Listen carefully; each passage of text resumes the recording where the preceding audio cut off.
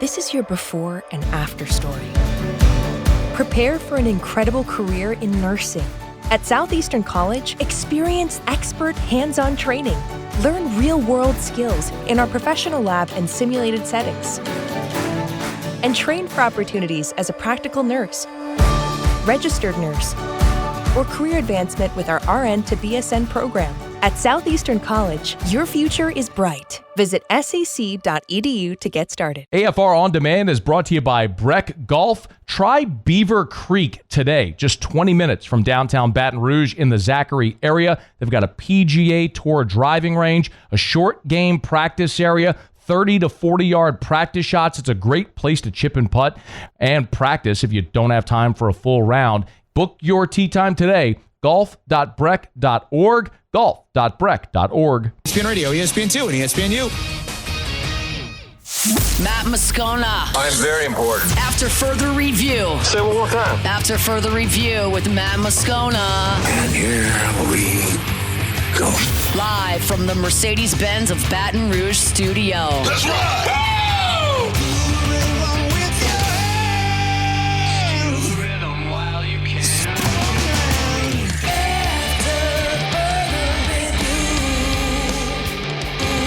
Hour 2, off we go. Welcome aboard. Glad you're with us. AFR, presented by Goodwood Men's Sexual Wellness. We are here at Radio Row. I'm not even doing the digital drive thing anymore. I'm just calling it Radio Row. From SEC Football Media Days 2024, Day 3.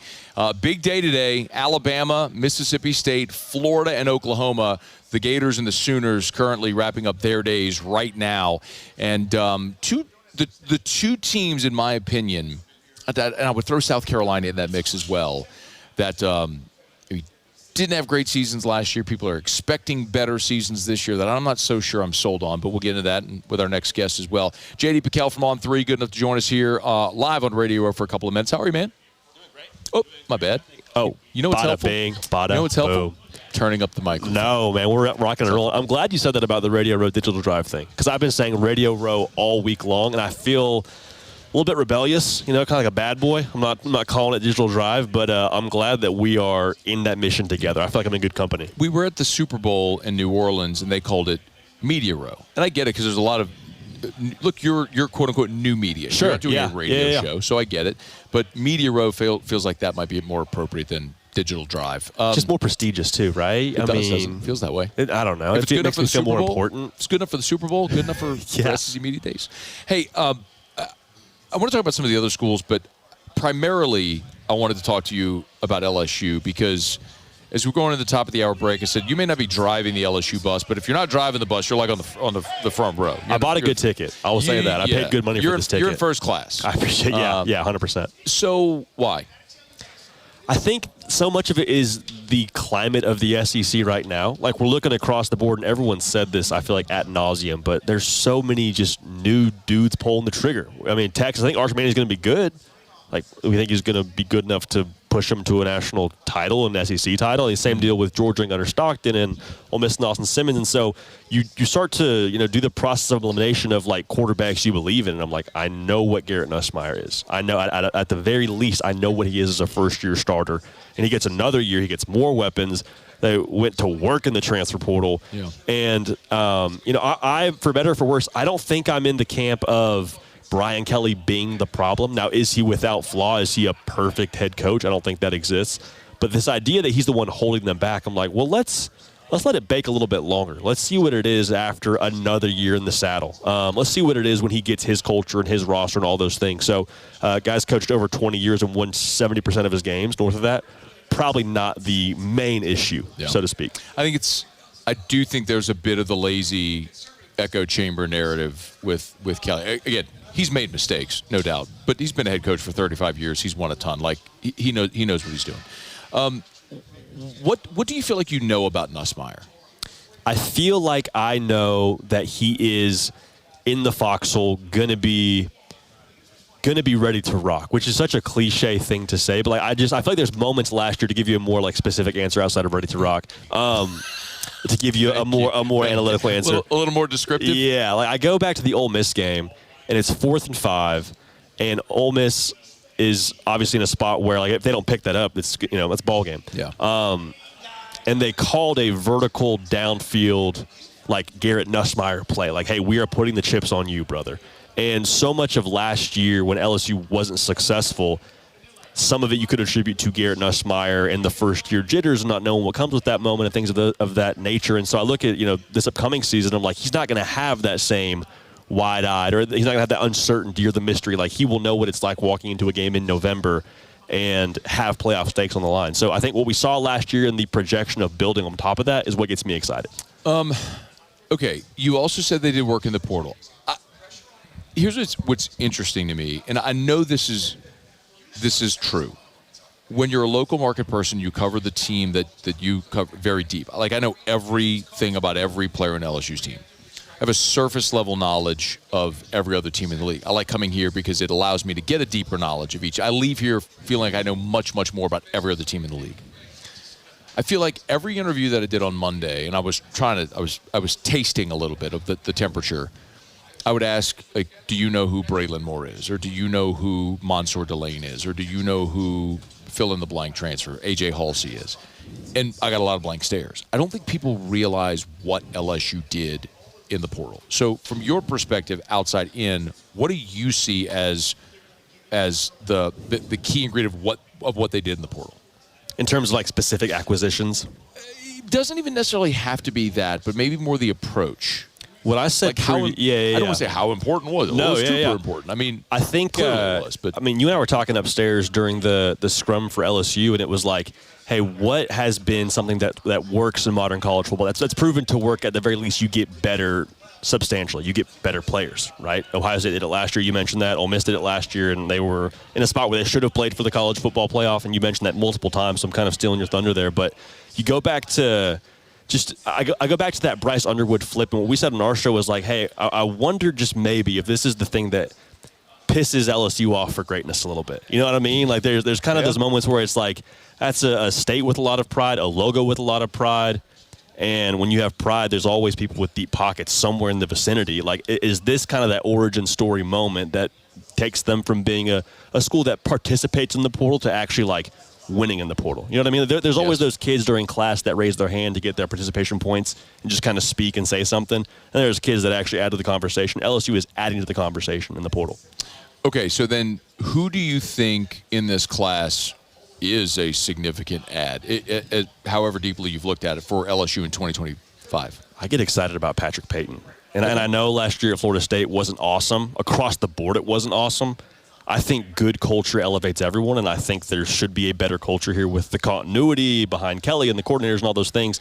I mean, if you have a dude in the SEC off the edge, you know this as well as anyone, Matt, like you're going to be in good position to go win a lot of football games. And I think Patrick Payton, what he was a couple of years ago for Florida State, we're talking about him being a first-round pick. We're talking about him being an All-American kind of guy potentially.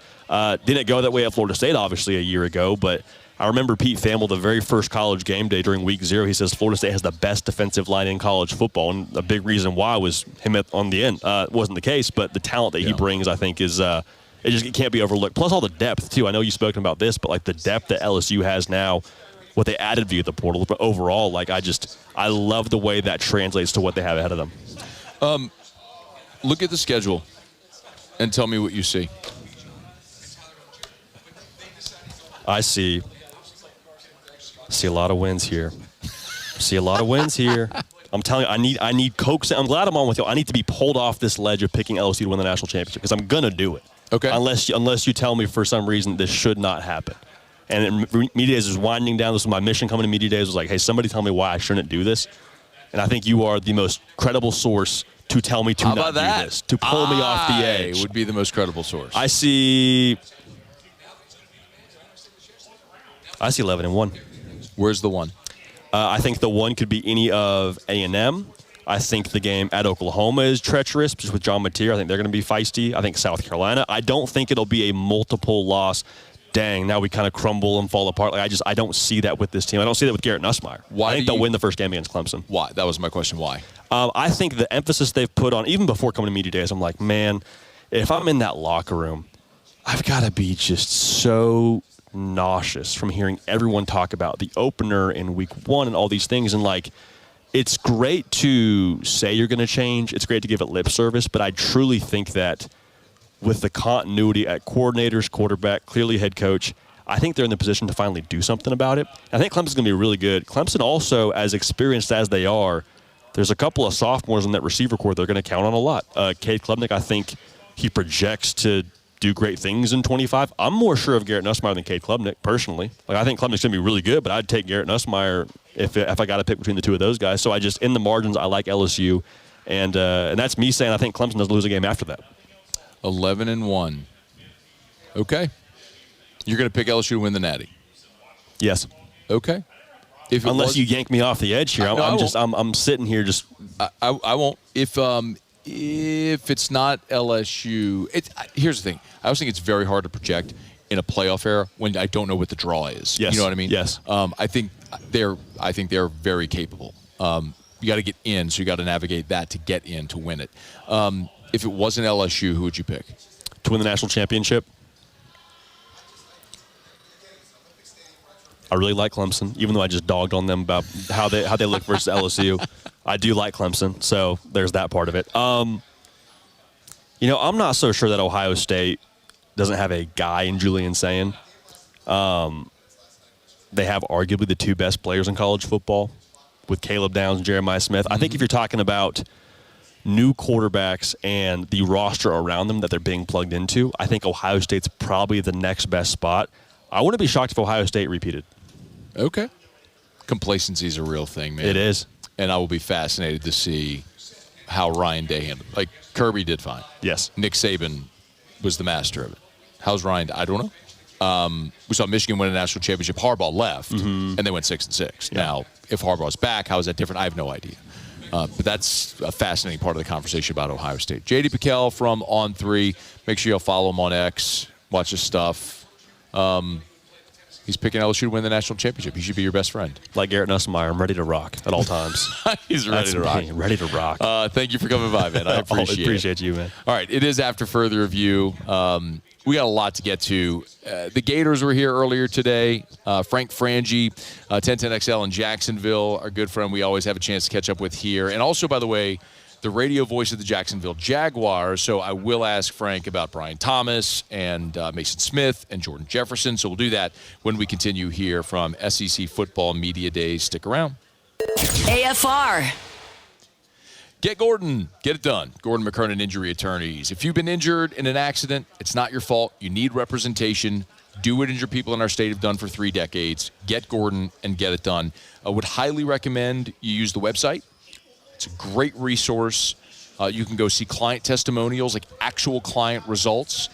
You can learn more about Gordon, see all the different offices that they have. So no matter where you are in Louisiana, there's an office near you. So if you're injured, the last thing you want to do is travel. You don't have to. There's an office near you. So call 888-8888, 888-8888, or go to getgordon.com, getgordon.com. And, of course, we always talk about the G team, the amazing work that Gordon has done through NIL to deepen relationships with the Tigers, to help the Tigers win on the field, and obviously deeply rooted in our community with so many charitable endeavors. You can learn more there at GordonGives.com, GordonGives.com. It's Gordon McKernan Injury Attorneys. You know what to do. Get Gordon and get it done. After further review, presented by Goodwood Men's Sexual Wellness. Visit yourgoodwood.com. Live from the 2025 SEC Football Media Days, powered by Parish Construction and Roofing. Enter now for your chance to win $10,000 cash at parishbuilt.com. Our coverage is also presented by Rev and Relief Windows. We're joined now by Frank Frangie, 1010XL in Jacksonville. Also the radio voice of the Jacksonville Jaguars. How are you, sir? I'm doing well, Matt. How are you? How are things here? Good? Yeah, excited. Good. Rolling through day 3, and by this point in the week, it's always like you get your groove and just in time to leave. Yeah, that's exactly right. We, like you, I've done this 1,000 times, and it's about the same. You get worn down right about now. That's right. I'll get you the obligatory Florida and SEC questions in a second, but let me ask about Brian Thomas and Mason Smith and what their expectations are year 2 with the Jags. Brian Thomas Jr. is one heck of a player. I had no idea he was that good. I should have known because he's a receiver from LSU, and they're all great. But I mean, they especially are the ones from Louisiana. Yeah, they are. And you were telling me that they're all from there. Brian Kelly came on with us and said the same thing, that they're all homegrown.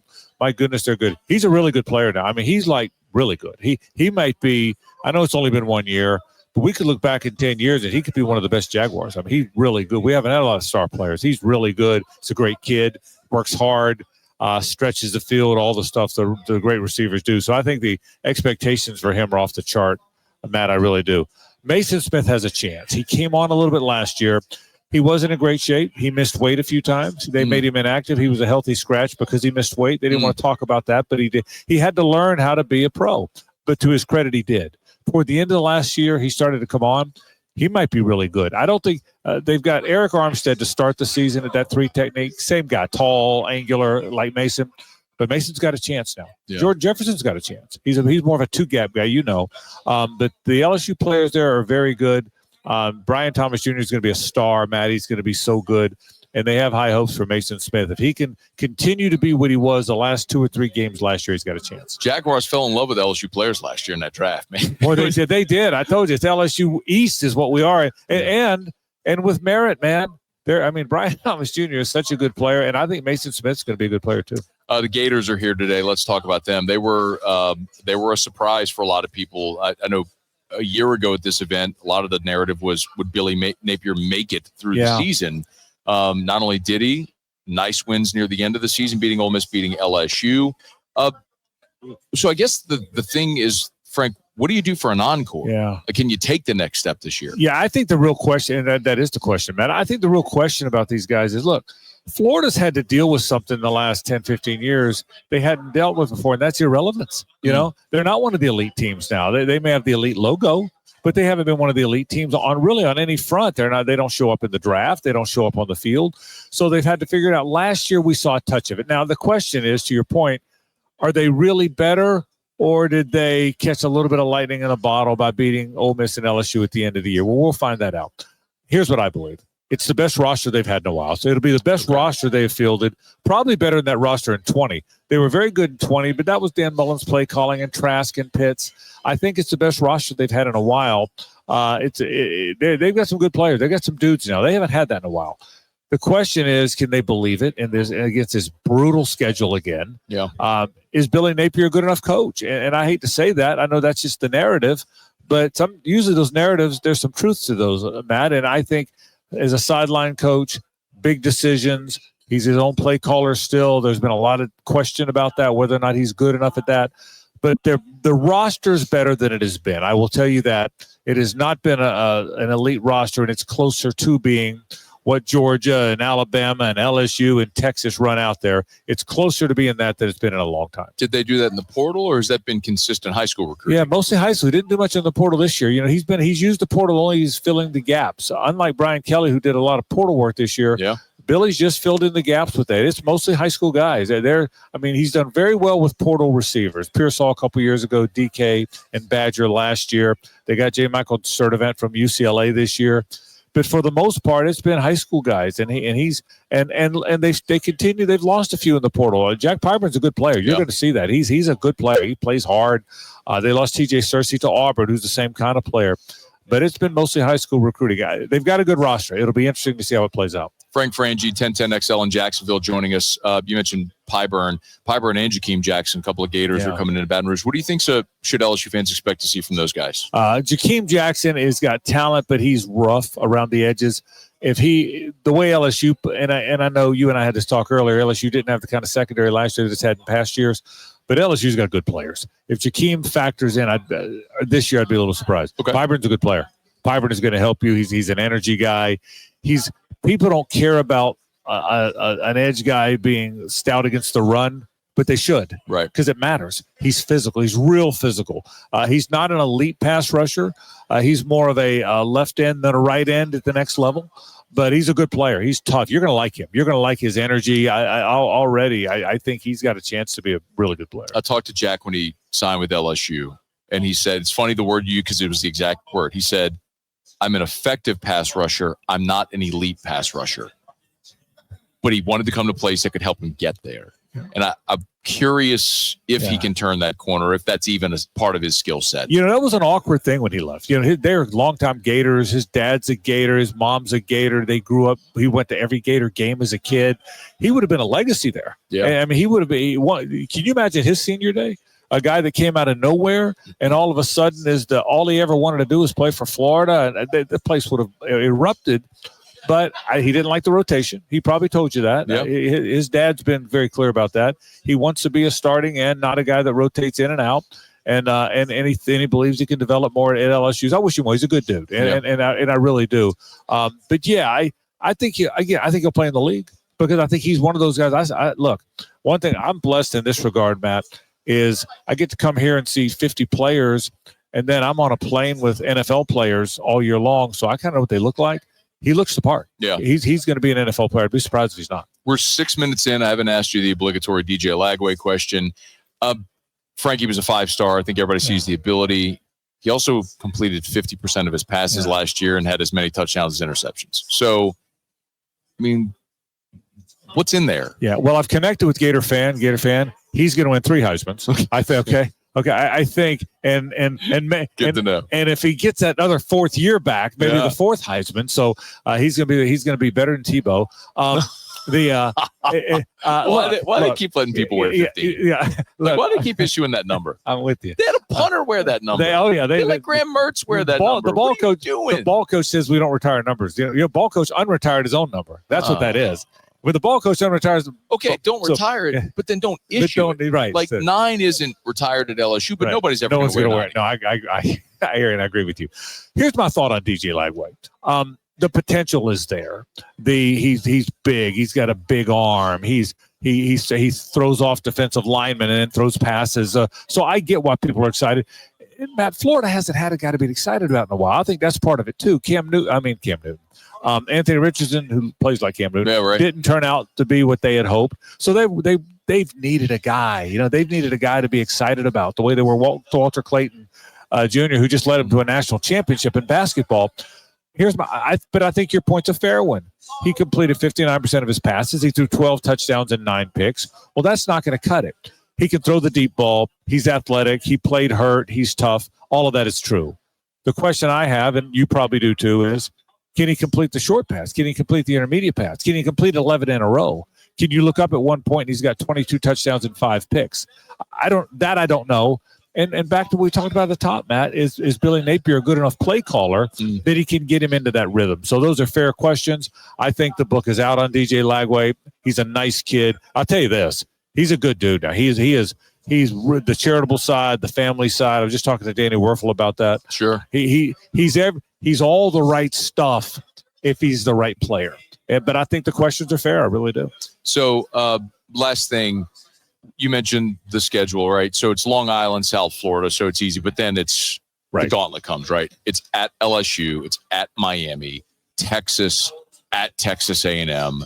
Then you get Mississippi State, but then it's Georgia, at Kentucky, at Ole Miss, Tennessee, and then Florida State. Like, find me 8 wins, Frank. Yeah, I will tell you this. I've always said this, and I don't know if it applies to this year's Florida team. Your schedule, how tough your schedule is, has a lot to do with how good your team is. I think in the Spurrier years, nobody was worried about what the schedule was, right? They played FSU every year, who was also great. They played LSU every year. They played Auburn every year. They played Georgia. LSU wasn't great when Spurrier. Well, they weren't. You're right. That's a very good point. Well said. But you know my point. Nobody worried about how tough the schedule is when your team's good. So I think, it's a tough schedule. Here's what I think. If Lagway is what Gator Nation thinks, the 3 Heisman guys, the 3 Heisman, 3 minimum. If he's that, they have a good team. I'm telling you, they have some dudes, and they haven't had that in a while.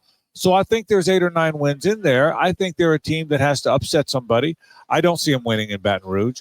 I think they could win at Miami. Okay. Carson Beck, we'll see. We'll see how well he does down there. But I think at Baton Rouge is hard. Georgia's hard because it's Georgia.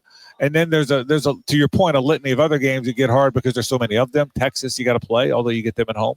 So I think they could get to 8 or 9 wins and then hope they're the first 9-3 team to make it into that tournament. So they're going to be very interesting because for the first time, they've been easy to figure out the last couple years. They didn't have a lot of good players. Right. I think for the first time they've got them, so it'll be fun to watch. Frank Frangie, 1010XL in Jacksonville. Radio voice of the Jags as well. Calling a lot of LSU players' names there for Jacksonville. Thank you, sir. Okay, Matt.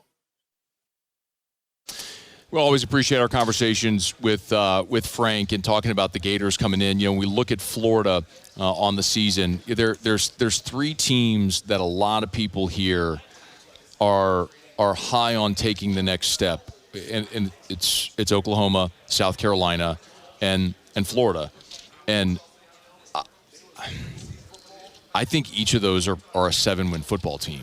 I mean, I think it's easy to say 9-3. Like, not everybody's going to go 9-3 or 10-2. Like, there's going to be teams that backslide. Auburn a year ago was a 5-7 football team, and I look at Florida, and I understand they have some talented players, and I understand the optimism around DJ Lagway, but I really struggle to get past with Florida. You know, all that they're losing. You know, and not just necessarily in numbers, but in ability. Their running back Montreal Johnson is gone. Elijah Badger is gone. Shamar James is gone. Obviously, Jack Pyburn's at LSU. And then I have the question about Lagway. They were 6-1 in his 7 starts, but he threw 12 touchdowns, 9 picks, and completed only 50% of his passes. He needs to get much better. But the bigger thing is the schedule. After Long Island and South Florida, it's at LSU, at Miami, Texas, at Texas A&M. We talk about it all the time. Every team goes through a gauntlet somewhere in their season. And Florida, after they'll start 2-0, those next 4 games are brutal. And then they're home against Mississippi State before open date, then Georgia in Jacksonville, and then they finish back-to-back road conference games at Kentucky, at Ole Miss. I think they split there. They're home against Tennessee, which I don't know what Tennessee is going to be, and then they're home against Florida State. I just see landmines all over, and I think that's probably a team that ends up a 7-5 football team, maybe 8-4 at best, and is that good enough for Billy Napier to keep his job? And I don't know the answer to that. But Florida will be in Baton Rouge on September the 13th. That's when LSU will retire Charles Alexander's jersey. All right, it is After Further Review. We're here on Radio Row at SEC Football Media Days. We always have a chance to chat with our buddy Ross Dellenger from Yahoo Sports. We'll do that when we continue here on AFR. AFR. River City's 1 hour air, where they're always on time or you don't pay a dime. 752-0001, 752-0001, or 1hourbr.com. You can check them out online. Remember, at River City's 1 hour air, it's pretty easy. You call River City's 1 hour air, you go to the website, you schedule service, and they're always on time or you don't pay a dime. They schedule a time to come to your house. If they're 1 minute late, you don't come out of pocket 1 cent. It's River City's 1 hour air. 752-0001, 752-0001. Look for the big yellow vans and trucks with the giant clock on the side. And I tell you this because this matters. If you're like me and you're calling a technician, you're going to have someone in your home that you're not familiar with, you want to feel comfortable with who's coming into your home, who's around your family. At River City's 1 hour air, you will get a call, a text, and an email alerting you the technician's on the way. You will get the name of the technician, a photo of the technician, and reviews of that technician, so you'll always be comfortable, and they'll perform excellent service. It's River City's 1 hour air. After Further Review, presented by Goodwood Men's Sexual Wellness. Visit yourgoodwood.com. Live from the 2025 SEC Football Media Days, powered by Parish Construction and Roofing. Enter now for your chance to win $10,000 cash at parishbuilt.com. Our coverage is also presented by Rev and Relief Windows. Our coverage from Digital Drive. Presented by Parish Construction and Roofing. Remember, you can enter to win $10,000 cash at parishbuilt.com. We're also brought to you by Relief Windows, windows, door siding. They do shutters as well. And Rev Business, let's rev.biz. Ross Dellenger, good enough to join us. Guy knows a lot about the business of sports, formerly of The Advocate, and then left and broke our hearts. Yeah. Became a big old guy that wears jackets to media days. And a dry fit shirt underneath. That's right. Well, you know, I can't all be perfect, Matt. You know. Is that the jacket that you wore to the Red Door? No. That was a black jacket. Oh, okay. It's airing out from the cigar smoke. We went to a cigar bar. It was a wonderful Red Phone Booth, not Red Door, but Red Phone Booth. Thank you for the correction. Nice place. If anyone's interested in Atlanta, looking for a cigar place. Mm-hmm. You here for Yahoo? You're writing a lot about. I know you wrote about Arch. There was a circus come to town. Mm-hmm. You've come to a lot of these. How would you compare Arch's time here to maybe some of the others? Johnny Manziel was a big one, obviously. Yeah, that's the one people mention as comparison. I think Johnny's was much bigger. I mean, and in a much smaller place. Yeah, Hoover. Yeah, I think of Tebow too. When he came, but it's still for a guy that hasn't really started many games. It's probably the biggest that I've seen for a guy that hasn't started any games. The two guys you mentioned had already won the Heisman Trophy. Right. So naturally they would draw the spotlight. But Arch has started 2 games and has thrown, I think, like 95 passes. So it was a lot of attention for a guy that's not seen the field very much. Do you have a feeling on him, Texas, Sark, how you think they'll fare this year? Not really. Obviously, we'll learn a lot. August, 30th. 30th, is the game at Texas or at Ohio State. So I'll be there, and that'll be pretty wild to see how they do. They lost. I believe they lost a lot from the offensive line last year, but Sark talked a lot here about how good their defense is and where that is. And I think that they've kind of been building up since he took over 4 years ago or so. They've been building the defense up to where it is sort of now, and I think he feels really comfortable with it. I know the opposite end of the spectrum would be Vanderbilt, but you also were keeping an eye on Diego Pavia, and that's fascinating because he shouldn't be here. But for the fact that he got a rule change to get more eligibility, can you catch us up to speed on what's going to happen with that? Yeah, Diego in last December, filed a lawsuit against the NCAA, basically wanting the judge to grant him an injunction so that he could extend his eligibility by a year. And he used the reasoning that his junior college seasons shouldn't count against NCAA eligibility standards. And the judge agreed. Yeah, smart. And thus the NCAA granted a broad sort of waiver for players who are in his similar situation. They can also get another year. And that kind of got miscommunicated or misconstrued, but that means players who were going into what would be their last year. So their last year of eligibility would have been last season. They can get an extra year if they played a year of junior college. Right. So you have to meet all those standards. So, but still, that was like hundreds of athletes that now get an extra year. And Diego had said he'd gotten like a lot of thank yous and stuff from athletes around the country. But his lawsuit triggered 26 more eligibility lawsuits against the NCAA from players that are in a little different positions. Some saying that Division II years shouldn't count. Some saying that, they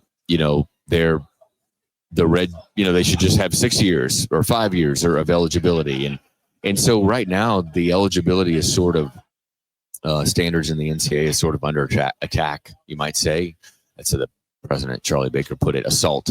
That the eligibility standards are under assault. And I thought it was, and Greg Sankey says the same things. A lot of the commissioners do. And I thought that was interesting on Monday. Greg Sankey gave us like state of the state here, and he spent a lot of time on the attack on eligibility from athletes. But the one that began the attack was in the building, walking around, being paraded around media day. So it's just indicative, I guess, of sort of the state of the murky, kind of weird state of college athletics right now. And I should say, of the 27 lawsuits, and all of them are basically requesting a judge immediately rule, like a injunctive relief. The ones that have a judge has ruled one way or the other on an injunctive relief, which is an immediate, like a temporary restraining order or something. And so 20 of the 23 where a judge has ruled, the NCAA has won. So they've only lost 3 so far. So judges, for the most part, are siding with the NCAA that the eligibility standard should be upheld. That is fascinating because the perception, certainly the reality with a lot of the NIL stuff has been every time the NCAA went to court, they lose. Yeah. But with eligibility. Not the case with eligibility. That's right. So do we know if this junior college provision, the Pavia rule, will carry on after this year? We don't in the waiver, the waiver only grants, only for those people who, last year was going to be their senior year and they played a year of junior college. So we don't know. And we might not know until some of these cases go to court, if they do go to court. But the problem is a lot of these cases won't end up going to court because the athlete's got to make a decision immediately. Yeah. They've got to enter pro, or they got to just leave and go get a job, right? I mean, so we might not know that. That might not get resolved. Okay. Yeah. Ross Dellenger, Yahoo, of course, on Twitter, X at Ross Dellenger. You can get him there. Do you like covering this side of college? Do you like covering games better? I've really embraced the off the field stuff. I think that we're in a time in college athletics that's sort of an evolution of the game more than we've seen in the past, and it's been fun and it's been historic. It's been historic kind of to cover, and so I think that while I miss parts of in the off season spending time, and even during the season spending time writing about players and coaches and features, stories, and all that fun stuff, right? I think that I can't ignore the news and the changes that are happening in college athletics, because it is a historic time and these decisions impact so much. Yeah. Last thing, you covered Les Miles, you covered Ed Ogeron. What are your impressions going into year 4 for Brian Kelly? Very broad question, but take it where you want. Well, he's got one thing in the league that maybe a lot of people don't have, and that's a really good returning starting quarterback. So when you have that, and when you do what LSU seems to have done over the offseason in the portal, which is done really well, and seems to have the investment there seems to have increased pretty significantly over this offseason. Expectations, right, increase pretty big, and it feels like a year of playoff or bust. It feels like you got to make the playoff. It's kind of surprising that we're sitting here and LSU hasn't made the playoff since Brian Kelly took over. But do you think that's surprising, considering what he inherited? Well, especially considering how they did the first year, and had the track they were on. You're right; they didn't take over the greatest situation, but Brian Kelly's sort of track record, what he's done in what they did early on in his tenure, I think it's kind of surprising. I thought they were building up, to a playoff. And heck, I mean, you look at it, right? They probably came within a game last year of making the playoff. So this does feel like a playoff or bust sort of season for them. And like I said, I think that people around the league here, I think people believe, even fellow coaches believe, that they're one of the top 3 to 4 schools and the teams in the conference this year. And that should get them, if they live up to that, it should get them in the playoff. He's Ross Dellenger from Yahoo. He's wearing a smoker's jacket right now. Very attractive smoker's jacket. I don't have a old fashioned with me or a smoke, but sure. You want to go get one? Yeah. We can leave right now. At noon? I'm good. At recording this at noon on a Wednesday. Thanks for spoiling the magic of radio, Ross, and pointing out. And then you cursed. I have to cut that. We're not cutting this right here. We're keeping that in there. We're keeping it in there. Thank you. It's Ross Dellenger. We always appreciate Ross for his time. Doing great work, man. It is After Further Review. We're brought to you by Rouse's, the official supermarket of the New Orleans Saints. Rouse's.com, Rouse's.com. Of course, we're into getting close to another summer weekend. You're going to be spending that summer weekend out by the pool, grilling in the back patio. You need that meat to build a better burger, chips, dips, sides, party trays, anything. Making groceries, Rouse has been helping you do that for 65 years. Family-owned and operated, still family-owned and operated. for 65 years and great supporters of the home teams, like the official supermarket of the New Orleans Saints. Voted the best supermarket not only in Baton Rouge, but in the entire Gulf South. It's Rouse's. Rouse's.com. Rouse's.com. Rouse's. This feels like home. It's so interesting talking with Ross there about the Pavia rule, and more so, and even when I finished my conversation with Ross, he was sitting here and he said, I just got another text from the NCAA. It was an NCAA representative. He said, and the rep told him, he showed me the text, that the NCAA won another case today against a player.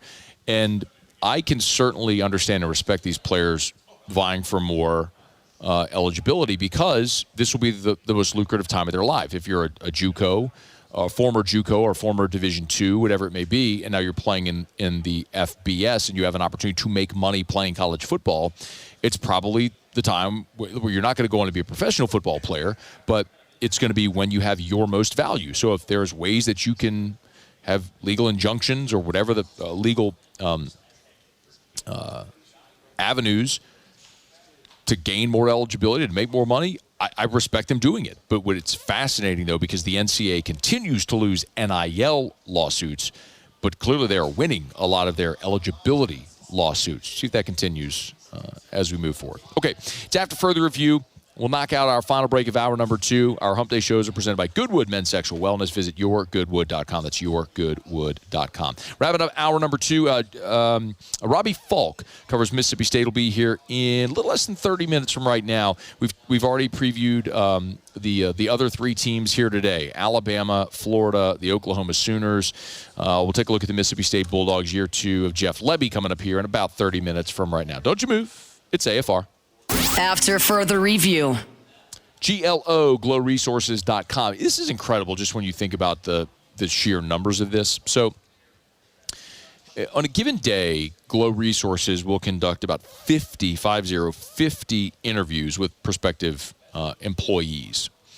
So you're talking roughly 15,000 interviews in a year that Glow Resources will conduct. 15,000. Not once have they ever had a negative review from one of their interviews. Not once, ever.